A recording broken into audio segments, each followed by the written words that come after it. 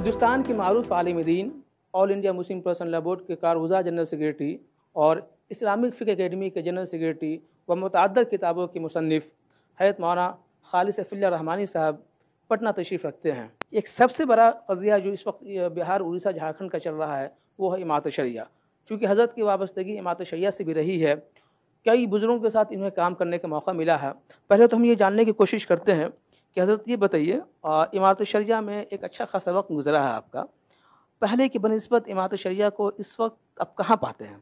دیکھیے، میں اس وقت بحیثیت ملازم امارت شریعہ سے وابستہ تھا جب یہ عمارتیں موجود نہیں تھیں، تعمیرات موجود نہیں تھیں جن کو آج ہم دیکھتے ہیں۔ ایک قدیم عمارت میں کل 2 بلڈنگیں تھیں۔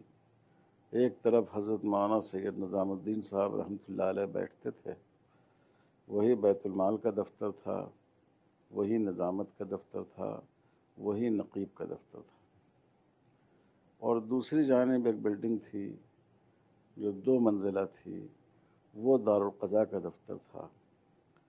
نیچے مقدمے کی سماعت ہوتی تھی، کارروائی ہوتی تھی، اور اوپر کی منزل میں قاضی صاحب رحمۃ اللہ علیہ کا قیام تھا۔ لیکن اثر و رسوخ کے اعتبار سے آج جو اثر ہے امارت شریعہ کا، اگر اس سے زیادہ نہ ہو تو اس سے کم بھی نہیں تھا، بلکہ میرا اپنا گمان یہ ہے کہ لوگوں کے دل میں عمارت کی عظمت اور زیادہ تھی۔ اس وقت جو سب سے زیادہ موضوع بحث ہے وہ ہے امامت شریعہ کا امیر شریعت، چونکہ مولانا ولی رحمانی صاحب کے انتقال کے بعد یہ امیر شریعت کا عہدہ خالی ہوا ہے۔ ایسے وقت میں بہار، اڑیسہ، جھارکھنڈ کے تمام مسلمانوں کی نظر امامت شریعہ کی طرف ہے کہ اس کا امیر شریعت کون ہوگا۔ میں آپ سے یہ جاننا چاہتا ہوں کہ جو دستور انتخاب کا کیا گیا ہے اس سلسلے میں شرعی اعتبار سے اور عمارت کے دستور کے لحاظ سے وہ کہاں تک صحیح ہے؟ میرا خیال یہ ہے کہ مولانا سجاد صاحب رحمۃ اللہ علیہ نے جو دستور بنایا اسی کو ہم کو اساس و بنیاد بنانا چاہیے۔ 2 چیزیں شرعاً امیر کے انتخاب میں اہم ہیں۔ ایک یہ ہے کہ جو امیر کی صفات ہیں وہ اس کے اندر پائی جائے، اور دوسری یہ ہے کہ لوگوں کی جو ارباب حل و عقد ہیں، ارباب حل و عقد سے وہ لوگ مراد ہیں جو ملت کے مسائل کو حل کرنے کی صلاحیت رکھتے ہیں، علماء ہیں، مشائخ ہیں، ان کی اکثریت اس کی مؤید ہو۔ تو یہ 2 چیزیں اہم ہیں۔ اب صفات میں سب سے اہم بات یہ ہے کہ وہ عالم دین ہو، باضابطہ قرآن کا، حدیث کا، فقہ کا اس کو علم ہو۔ مولانا سجاد صاحب رحمۃ اللہ علیہ نے خاص طور پر فقہ کا بھی ذکر کیا ہے، کیونکہ شریعت کو سمجھنا بغیر فقہ کو پڑھے ہوئے ممکن نہیں ہے۔ تو اگر ایک آدمی ان صفات کو پورا نہیں کرتا ہو تو چاہے 100% آدمی بھی اس کی تائید کر دے تو اس کو امیر بنانا صحیح نہیں ہے، درست نہیں ہے۔ نمبر 1۔ نمبر 2، اگر صفات پائی جائیں، اس صفات کے کئی لوگ ہوں گے، بہار کوئی باج ریاست نہیں ہے، تو اب وہ جو وہاں ترجیح ہوگی وہ ترجیح ہوگی اکثریت کی تائید کی بنیاد پر۔ اکثر لوگ جس کی تائید کریں گے وہ اس کو امیر ہونا چاہیے، امیر بنایا جانا چاہیے۔ تو یہ 2 چیزیں معیار ہیں۔ اور تیسری بات اہم یہ ہے کہ جب کسی کو امیر منتخب کر لیا جائے، چاہے وہ آپ کے خیال کے مطابق اس کو امیر نہیں ہونا چاہیے یا امیر ہونا چاہیے، تو اب مسلمان کا کام ہے کہ وہ سماعت سے کام لیں۔ انتخاب کا جو طریقہ کار اپنایا گیا ہے ووٹنگ کو لے کر، ٹھیک ہے، اور ایک باضابطہ ایک نامنیشن کی تحت جس طریقے سے اور دیگر الیکشن کے نامنیشن ہوتے ہیں اس طریقے سے امیر شریعت کو نامنیشن مانگا گیا ہے۔ میرا آپ سے سوال یہ ہے کہ یہ اس طریقہ کار کو آپ کہاں تک درست سمجھتے ہیں، چونکہ اس وجہ سے خود ارباب حل و عقد کے اراکین 2 حصوں میں تقسیم ہو چکے ہیں؟ دیکھیے، اگر آپ میری ذاتی رائے پوچھیں، اور ضروری نہیں کہ ہر آدمی میری رائے سے اتفاق کر لے، تو میں اس کو مناسب نہیں سمجھتا، کیونکہ بنیادی بات یہ ہے کہ شریعت میں عہدے کا امیدوار نہیں بنا جا سکتا۔ حضور صلی اللہ علیہ وسلم نے فرمایا کہ جو آدمی کسی عہدے کا طالب ہوگا میں اس کو وہ عہدہ نہیں دوں گا۔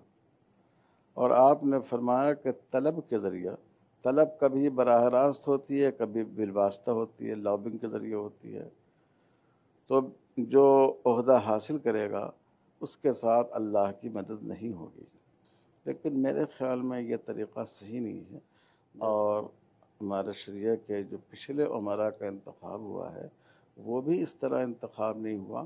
امیر شریعت کے عہدے کو لے کر کئی نام اس میں چل رہے ہیں، تو سوشل میڈیا پہ اخبار بیان بازی ہو رہے ہیں، کئی طرح کی چیزیں آ رہی ہیں، لوگ ایک دوسرے پہ طعن و تشنا کر رہے ہیں۔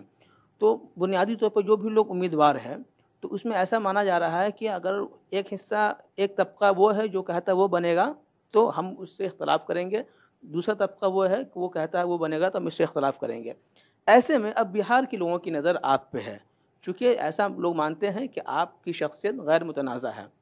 اگر اس عہدے کے لیے اگر آپ کو عمارت سے وابستہ جو ارباب حل وقت کے جو اراکین ہیں وہ اگر پیشکش کرتے ہیں تو کیا آپ اسے قبول کریں گے، یہ دیکھتے ہوئے کہ آپ کی ذات سے عمارت دو حصے میں تقسیم نہیں ہوگا جس کا اندیشہ ظاہر کیا جا رہا ہے؟ دیکھیے، آپ نے امیدواری کا لفظ استعمال کیا تو یہ تو بالکل جائز نہیں۔ کسی بھی شرعی ذمہ داری کے لیے آدمی امیدوار بنے تو پھر وہ اس عہدے کا اہل باقی نہیں رہتا ہے۔ اور مجھے اللہ کا شکر ہے کہ کبھی اس کی طلب نہ پہلے تھی اور نہ اب اس کی طلب ہے۔ اور بہار کی سرزمین بانجھ نہیں ہے، یہاں بڑے علماء ہیں، مشائخ ہیں، ہم کئی علماء کو جانتے ہیں جنہوں نے اپنی عمریں دین کی خدمت میں اور علم کی خدمت میں گزار دی ہیں۔ اگر لوگ وسعت، نگاہ میں وسعت پیدا کر کے شخصیتوں کو تلاش کریں ضرور مل جائیں گے انشاءاللہ۔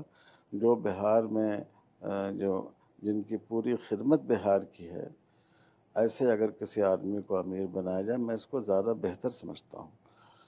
تاہم اگر مسلمانوں میں یہاں اختلاف ہے، انتشار ہے، اور مجھ سے یہ کہا جائے کہ اس اختلاف کو دور کرنے کے لیے تم اس کو قبول کر لو اور ہم سب لوگ تم پر اعتماد کرتے ہیں، تو اپنے بزرگوں کی ایک امانت کو ٹوٹ پھوٹ سے بچانے کے لیے، اختلاف و انتشار سے بچانے کے لیے ہم اس کو انشاءاللہ ہم کوشش کریں گے اس ذمہ داری کو انجام دینے کی اور اس کو قبول کرنے کی۔ حضرت ایک بات یہ بھی کہی جا رہی تھی لوگوں کی طرف سے، ہو سکتا ہے یہ ایک افواہ ہو، کہ حضرت مولانا خالد صفی اللہ رحمانی صاحب سے بارہا لوگوں نے پیشکش کی اور ان سے درخواست کی کہ حضرت اس انتشار کو ختم کرنے کے لیے آپ آگے آئیں، یہ آپ کی ذمہ داری ہے، لیکن آپ اس سے پیچھے ہٹ رہے ہیں، پیچھے بھاگ رہے ہیں، اس بات میں کتنی سچائی ہے؟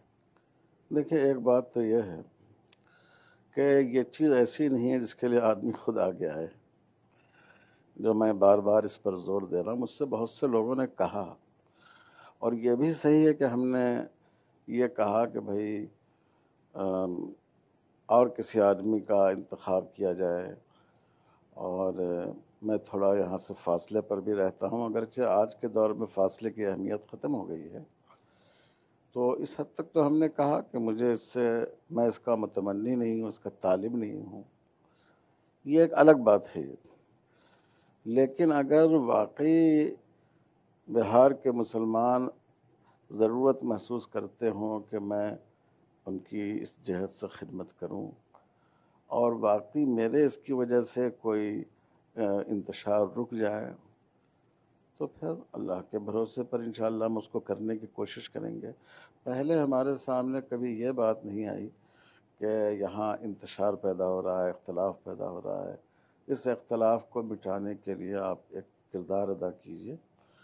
لیکن ادھر ایک دو ہفتوں میں جو کیفیت میں دیکھ رہا ہوں، اور بالخصوص ابھی پٹنہ آیا اور مختلف لوگوں نے ملاقات کی، اس سے بھی محسوس ہوا، تو اس سے میرا یہ ذہن بنا کہ طلب تو جائز نہیں ہے عہدے کی، اور اللہ کا شکر ہے کہ اس سلسلے میں میرا دل اور ذہن بالکل صاف ہے۔